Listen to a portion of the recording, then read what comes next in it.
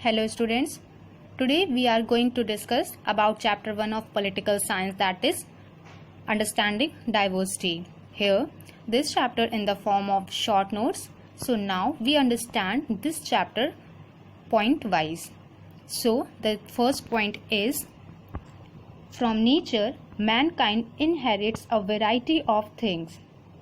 मतलब नेचर से या प्रकृति से जो मनुष्य है वो उसने बहुत सारी चीज़ें विरासत में पाई हैं. These includes plants, trees, flowers, birds, animals, religion, race, culture and colour. और ये सारी चीज़ें में कौन कौन सी चीज़ें आती हैं? प्लांट्स हो गए, पेड़ पौधे हो गए, फूल पत्तियाँ हो गई, पशु पक्षी हो गए, हमारा धर्म, हमारी प्रजाति, हमारी संस्कृति और हमारे कलर. ये सारी चीज़ें उन चीज़ों में आती हैं जिसको मनुष्य ने प्रकृति से विरासत में पाया है. The next point is diversity. The difference in race, religion, caste etcetera is known as diversity. हमारी प्रजाति, हमारे धर्म और हमारी कास्ट यानी कि हमारी जाति में जो और इसी तरीके की और भी चीज़ें जैसे कि हमारी इकोनॉमिकल स्टेट हो गया, हमारा कलर हो गया, हमारी सोसाइटी में हमारा क्या स्थान है, क्या प्लेस है, ये सारी चीज़ें जो है डाइवर्सिटी क्रिएट करती हैं और different different types of diversities में आती हैं. ठीक है. The next point is social groups. First point is human beings can not fulfil all their needs on their own. मतलब जो ह्यूमन बीइंग है या जो मनुष्य है वो अपनी सारी इच्छाएं खुद से पूरी नहीं कर सकता. They depend on other social groups to fulfil these needs. For example, अगर हमको पढ़ाई करनी है तो हमें टीचर की ज़रूरत पड़ेगी, अगर हमें कोई बीमारी है तो हमें डॉक्टर की ज़रूरत पड़ेगी, और अगर हमें इवन खाना तक भी चाहिए तो हमें किसान की ज़रूरत पड़ेगी जो खेतों में गेहूं वगैरह, चावल, जो भी अन्न है वो उगाएगा. आफ्टर देन उसके बाद कई सारे प्रोसेस के बाद हमारे पास आता है वो खाना. तो कहीं ना कहीं इवन हम खाने के लिए तक किसी न किसी दूसरे सोशल ग्रुप पर डिपेंडेंट हैं. The next point, the various groups are family, community, nation and universe. और जो बहुत बड़े बड़े ग्रुप्स हैं सोशल ग्रुप्स, जैसे कि फैमिली हो गई, कम्युनिटी हो गई, नेशन हो गया और universe. Next, can friends be different? Nothing stops people from different background from becoming friend. आपको दोस्त बनाने के लिए किसी भी तरीके की डिफरेंट बैकग्राउंड या इस तरीके कुछ भी डाइवर्सिटी ज़रूरी नहीं कि हो तभी आप फ्रेंड बनाएं या ना हो तभी फ्रेंड बनाएं, ऐसा कुछ भी नहीं है. Right to education has made provision for poor family children to study in public school. This reduce diversity. जो राइट टू एजुकेशन का प्रोविज़न है वो उन गरीब फैमिली के बच्चों के लिए है जो पब्लिक स्कूल में या प्राइवेट स्कूल में नहीं पढ़ सकते हैं, तो उनके लिए ये राइट टू एजुकेशन का है. और ये जो सोसाइटी में हमारी डाइवर्सिटी है इसको रिड्यूस करता है, कम करता है. कैसे? जब हर बच्चा पढ़ा लिखा होगा तो आप कहीं ना कहीं सभी के बीच में जो असमानता है या डाइवर्सिटी है वो कम हो जाएगी. और राइट टू एजुकेशन के बारे में एक चीज ये भी मैं बता दूं आपको कि ये कब आया था. हमारे कॉन्स्टिट्यूशन में ये आया था. राइट टू एजुकेशन आया था 2009 में. Okay.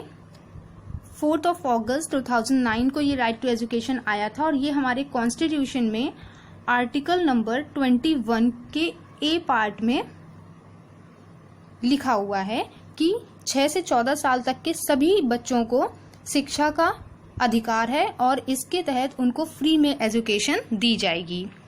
Okay. The next point is diversity. How do we explain diversity? Men initially led a nomadic life. सबसे पहले जो शुरुआत हुई थी वो खाना बदोश जीवन. नोमैडिक लाइफ का मीन्स होता है खाना बदोश जीवन. या ऐसा सोच लीजिए कि जैसे कुछ एक ग्रुप उठ करके, कुछ लोगों के ग्रुप उठ के कभी कहीं रह रहे हैं, कभी कहीं रह रहे हैं, तो इस तरीके से धीरे धीरे प्रोग्रेस हुई है. In later stages men began to cooperate and intermingle with each other. और बाद में क्या हुआ कि जो मनुष्य था उसने धीरे धीरे एक दूसरे को कॉपरेट करना शुरू किया और एक दूसरे के साथ मिलना जुलना शुरू किया. The third one, it led to emergence of diversity.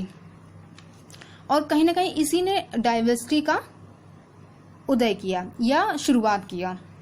Diversity and interdependence. Within a social group, diverse type of activities are performed depending on their skills, interest and education. कई सारे सोशल ग्रुप्स हैं जो अलग अलग type की activities करते हैं, तो वो अपने किस बेसिस पे करते हैं? अपने स्किल के बेसिस पे करते हैं, अपने इंटरेस्ट के बेसिस पे करते हैं और अपने एजुकेशन के बेसिस पे करते हैं। अब जैसे डॉक्टर्स हैं तो उनका जो स्किल है, उनका जो इंटरेस्ट है वो डॉक्टर बनने की तरफ था, तो उन्होंने उस चीज की पढ़ाई करी और डॉक्टर बन गए।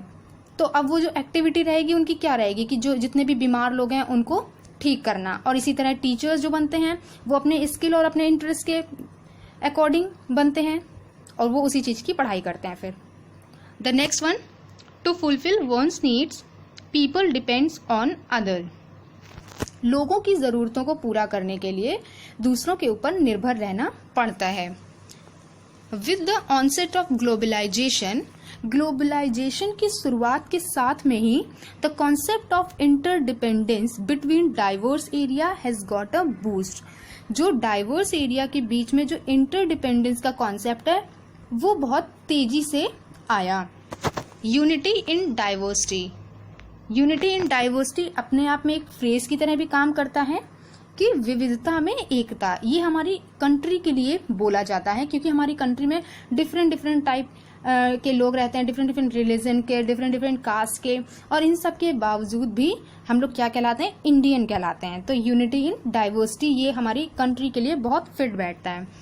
India is a land where unity and diversity go hand in hand. Indians joined hands against firangi sahibs to liberate the country. And Pandit Nehru, in his book Discovery of India, wrote that Indian unity is not something imposed from outside, but rather it is something deeper and within its fold. मतलब पंडित नेहरू जी, जो जवाहरलाल नेहरू हमारे देश के पहले प्रधानमंत्री, उनकी जो book थी डिस्कवरी ऑफ इंडिया, उसमें वो लिखते हैं कि जो भारतीयों की जो एकता है वो कोई इम्पोज करने की चीज नहीं है बाहर से, वो दिखाई पड़ती है, वो अंदर से है और आप इसको तोड़ नहीं सकते। नेक्स्ट है लद्दाख एंड केरला। अब देखिए कितना डिफरेंस है, एक लद्दाख है और एक केरला है। लद्दाख क्या है? Ladakh is a cold desert in J&K where sheep is domesticated and Buddhism is the main religion.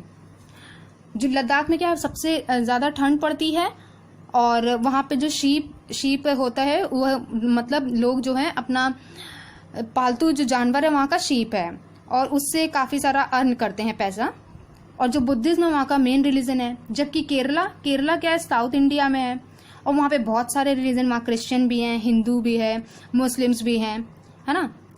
State is the end it's famous for it spices and fish. और वहाँ मसालों के लिए फेमस है, जो हम लोग मसाले घर में यूज करते हैं सब्जी वगैरह में, वो सबसे ज्यादा केरला में ही होता है। और फिश के लिए तो देखिए कितना डिफरेंस है यहाँ पे। बावजूद इसके क्या है, हम लोग एक कंट्री इंडिया में आते हैं, उसमें रहते हैं। आई होप आपको डाइवर्सिटी समझ में आ गया होगा, डाइवर्सिटी क्या है और ये किस बेसिस पे पॉलिटिकल साइंस में यूज होता है। So thank you. और अगर आपको पूरा चैप्टर समझ में आया हो तो please like and share the video. Thank you so much.